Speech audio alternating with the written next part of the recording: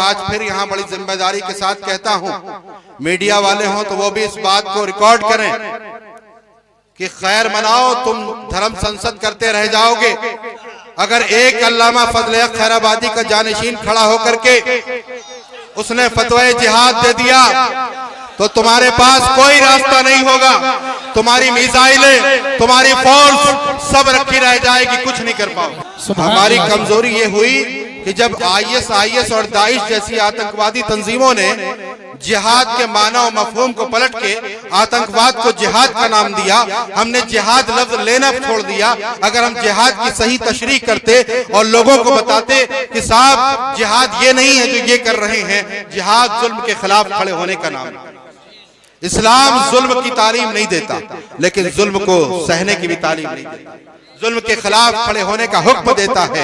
लिहाजा खैर मनाओ, जिस दिन अल्लामा फजल हक खैराबादी का कोई जानशीन खड़ा हो गया उस दिन तुम्हें रास्ता नहीं मिलेगा। तुम चाहे जितनी फोर्स तैयार कर लो, तुम क्या करोगे? तुम करते रह जाओगे, कुछ नहीं। लेकिन हमें इसका मतलब ये नहीं कि बस हम दुआएं करते बैठे सोशल मीडिया पे चंद बातें कर लें। अगर दुआओं से सारे काम हो जाते तो पैगंबर इस्लाम सल्लल्लाहु अलैहि वसल्लम से बेहतर दुआएं कोई नहीं कर सकता। वो मुस्तजाबुद दावत थे, जो दुआ करते कबूल होती। लेकिन वो पहले मैदान बद्र में उतरते हैं और उतरने के बाद दुआ करते हैं और कहते हैं कि मौला ये तेरे 313 बंदे, तू इन्हें फतह अता फरमा दे। अगर ये बाकी न रहे तो दुनिया में तेरा कोई नाम लेवा ना हो। ये महबूबी अंदाज, ये अंदाज़े महबूबी देखिए। ये आम शख्स ये बात नहीं कह सकता, लेकिन वो महबूब है। गोया यूं अर्ज कर रहे थे कि मौला इन्हें फतेह अता फरमा दे, 313 इन्हीं के जरिए से पूरी दुनिया में तेरे नाम लेवा पैदा। और आज देख रहे हैं आप दुनिया के खित्ते खित्ते में मुसलमान आबाद हैं। आखिरी बात ये अर्ज कर दूं कि 2 काम दे दिए आपको, तीसरा काम ये है क्लास वर्क जो यही करना है। क्या करना है? आप तकरीरें सुनते हैं, घर पे जाके सो जाते हैं, लेकिन अल्हम्दुलिल्लाह तहरीक फरोग इस्लाम ने 2016 से इस मिशन को बढ़ाने का जो काम किया है, कल जो पौधा था आज अल्हम्दुलिल्लाह वो एक दरख्त की शक्ल में खड़ा है। और इसलिए तहरीक फरोग इस्लाम से आप सबको जुड़ना है। समझ गए ना? जुड़ना है कि नहीं जुड़ना है? किस लिए जुड़ना है? नामुसे रिसालत की हिफाजत के लिए। लोग कहते हैं साहब हालात साजगार नहीं, हम बहुत कमजोर हैं। किसी जमाने में हमारे पास अफरादी कुव्वत और वसाइल बहुत नहीं रहे, लेकिन हमेशा हम कामयाब रहे। क्यों?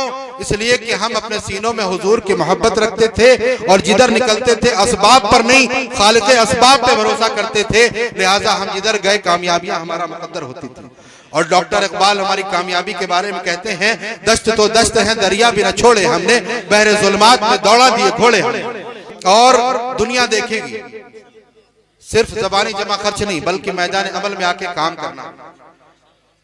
चाहे वो जेल भरो आंदोलन का मामला हो, चाहे जंतर मंतर पे जाकर लब्बैक या रसूलुल्लाह का नारा लगाना हो। अल्हम्दुलिल्लाह तहरीक फरोग इस्लाम से अल्लाह ताला ने ये सब काम लिए। और त्रिपुरा की सरजमीन पर हम जेल में रहे तो जेल में भी हमने काम किया। वहां पे भी एक गैर मुस्लिम की हम जमानत करा रहे थे। तहरीक का जो मिशन है मजलूमों के साथ खड़े होने, अल्हम्दुलिल्लाह वो भी हमने काम किया और करते रहेंगे इंशाअल्लाह ताला। लिहाजा आज हमें यह तय करना है कि जो यहाँ अहद व पैमान किया उस पर कायम रहेंगे ना इंशाअल्लाह। कितने लोग रहेंगे जरा हाथ उठा के बताएं। हाथ उठाए रहिए। अब मेरे साथ मिलकर के कहिए कि जो जान मांगो तो जान देंगे, जो माल मांगो तो माल देंगे, मगर यह हमसे न हो सकेगा, नबी का जाहो जलाल देंगे। बतला दो गुस्ताखे नबी को गैरते मुस्लिम जिंदा है, उन पर मर मिटने का जज्बा कल भी था और आज भी है। और इजाजत हो तो इसी मिंबर से पाखंडियों का ऐलान करें, इसी मिंबर से ऐलान करें। तुम अपने अंदर बैठकर गुफे में जो मारने और मरने की बात करते हो, मैं इस मिंबर से कहता हूं एक लोमड़ी और एक लोमड़ा वो भौंकते रहते हैं, देखते होंगे आप। और फिर हजारों सिक्योरिटी गार्ड के बीच में घूमना। अरे मर्द हो तो मुकाबला करो। मैं तनहा घूम रहा हूं पूरे हिंदुस्तान का, तनहा आया हूं। हमारे पीछे कोई सियासी ताकत नहीं है, हमारे पीछे कोई ऐसा सपोर्ट भी नहीं है। बाज लोग तलाश करने के लिए मेरे घर तक आए थे कि इनको कौन बैकिंग कर रहा है, कौन सी सियासी पार्टी इनके पीछे है। हमने कहा था तुम्हारी नाक रकड़ जाएगी और तुम पता नहीं कर पाओगे कि कौन बैकिंग कर रहा है, इसलिए कि ढूंढा ही करे सदर कयामत के सिपाही, वो किसको मिले जो तेरे दामन में छुपा।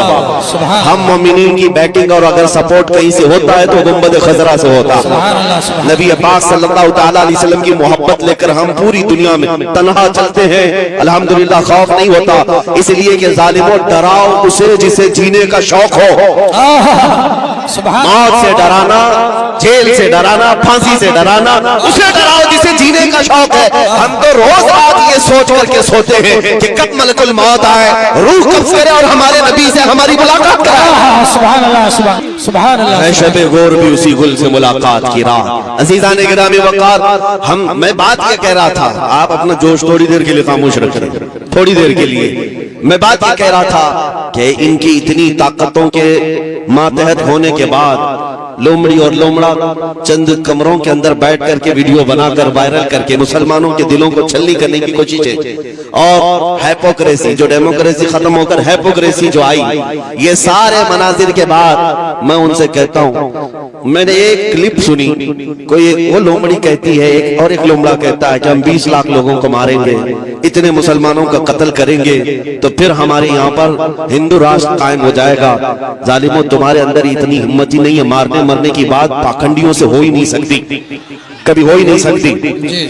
एक बात मैं कहूंगा, अगर मारने और मरने का शौक ही है तो चलो मैं भी चलता हूं, तुम भी चलो, बॉर्डर पर खड़े हो जाते, बॉर्डर पर खड़े होंगे, अपने देश की रक्षा करते हैं, अपने देश की हिफाजत के लिए चलो बॉर्डर पर चलते हैं, फिर देखा जाएगा कि कितनी गोलियां तुम खाते हो, कितनी हम खाते हैं। और मैं अकेले की बात नहीं कर रहा हूं, इंशाअल्लाह अज़ीज, जिस दिन मेरे मुल्क अजीज की हिफाजत की बात आए, ये उलमा भी हाजिर होंगे, ये मजमा भी हाजिर इंशाअल्लाह, इसलिए कि इस मुल्क को हमने खून जिगर से सींचा।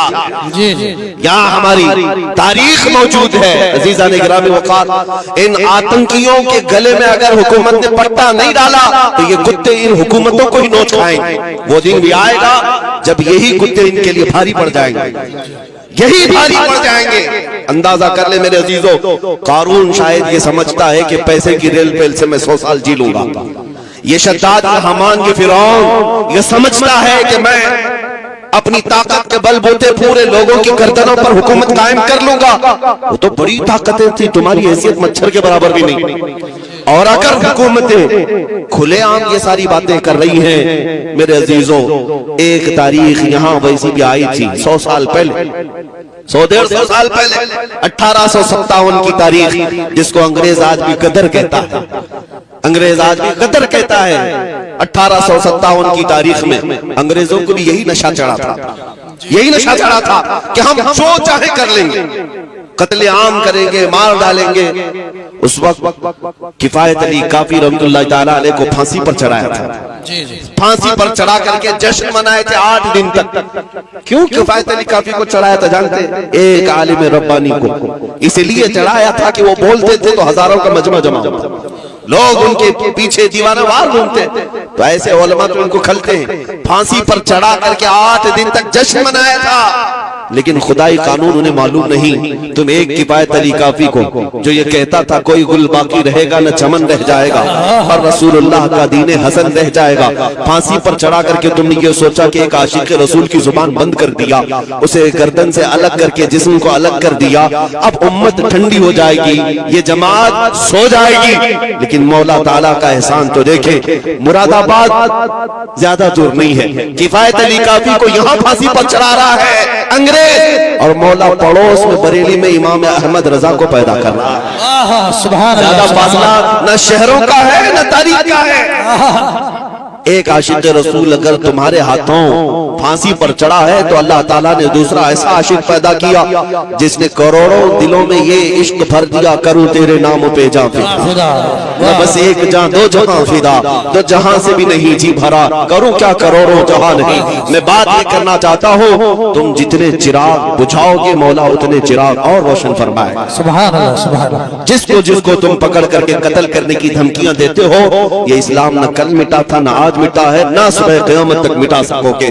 अल्लाह ने कुरान पाक में फरमाया है युरीदून लियुत्फिउ नूरल्लाहि बिअफ़वाहिहिम वल्लाहु युरीदु अन युतिम्मा नूरहु वलौ करिहल काफ़िरून। मुशरिकीन ये चाहते हैं कि अपने मुंह के फूंकों से अल्लाह के चिराग को बुझा दे, और ये हो नहीं सकेगा। अल्लाह अपने चिराग को रोशन करके रहेगा, काफिर अगरचे इसको नापसंद करे, काफिर अगरचे इसको नापसंद करे। मेरे अजीजों, बात सिर्फ इतनी मुझे करनी है, तुम्हारा अपना रोल क्या होना चाहिए? क्या यही जोश के नारे जो हम पिंडाल में बैठ करके करें? क्या हमारी यही तकरीरें जो जलसे तक रहे? नहीं मेरे अजीजों, हमारा लक़ब, एक मोमिन का लक़ब ये था कफन बरदोश। ये सीने पर बल्कि अपने कंधे पर कफन लेकर के चलता है, इसे मौत से खौफ नहीं है। तो ये खौफ जब तुम्हारे सीने से निकलेगा तो हक बोलने की हिम्मत उतनी बढ़ती चली जाएगी। ज्यादा से ज्यादा तुम्हें किस बात से डराया जाता है आज? फांसी से, ये सबसे हाईएस्ट सजा है ना, या जेल से? ये दोनों चीजें एक मोमिन के लिए कोई मायने नहीं रखती।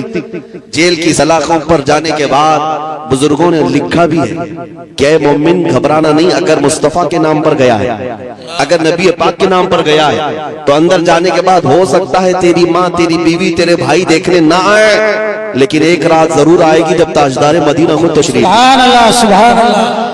वो भी खौफ नहीं रखना। हुजूर के इंतजार में हम दिन काट लेंगे, हुजूर के इंतजार में हम रातें काट लेंगे। और रही बात फांसी की, उसके मुतालिक भी रिवायतें मौजूद हैं कि जिन जिन गुलामों को जालिमों ने अपने हाथों से कत्ल किया या फांसी पर चढ़ाया, फंदा बाद में लगा, चेहरा मुस्तफा पहले मौजूद। सुभान अल्लाह, सुभान अल्लाह। नबी पाक सल्लल्लाहु तआला अलैहि वसल्लम तशरीफ फरमा थे। अजीज़ान गिरामी वक़ार, ये दो तमन्नाएं जिसके पास हैं, फिर उसे किस बात का खौफ है?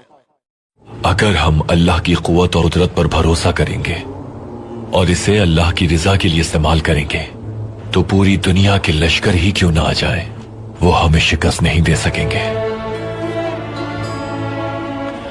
ग़ज़वा खंदक के दौरान एक मिसाली वाक़या रूनुमा हुआ जो ईमान वालों के लिए बहुत बड़ा सबक और मिसाल बन गया।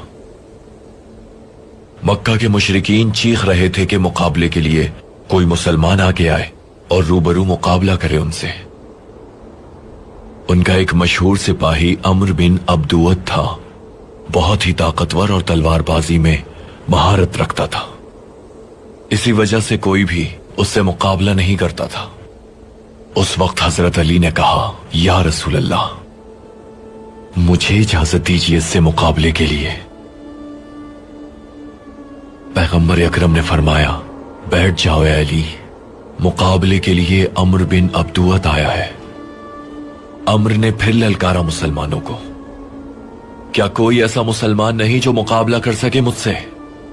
क्या जन्नत में नहीं जाना चाहते जिसका वादा किया गया है तुमसे? हजरत अली ने फिर नबी करीम से इजाजत तलब की। रसूल अकरम ने फिर फरमाया, ऐ अली, वो अम्र बिन अब्दुवत खड़ा है। जब उससे मुकाबले के लिए कोई ना आया तो अम्र ने मुसलमानों की तरफ थूक दिया। उसने इंतहाई हक़ारत से मुसलमानों की इज्जत नफ्स पर हमला किया।